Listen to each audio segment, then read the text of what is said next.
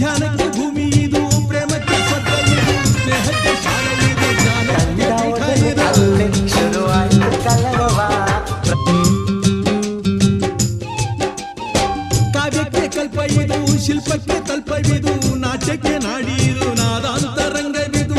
ಕುವೆಂಪು ಬೇಂದ್ರೆಯಿಂದ ಕಾರಂತ ಮಾಸ್ತಿಯಿಂದ ಧನ್ಯವೀ ಕನ್ನಡ, ಕಾಕಿನ ಕನ್ನಡ. ಹುಟ್ಟಿದರೆ ಕನ್ನಡ ನಾಡ ಹುಟ್ಟಬೇಕು, ಮೆಟ್ಟಿದರೆ ಕನ್ನಡ ಮಣ್ಣ ಮೆಟ್ಟಬೇಕು.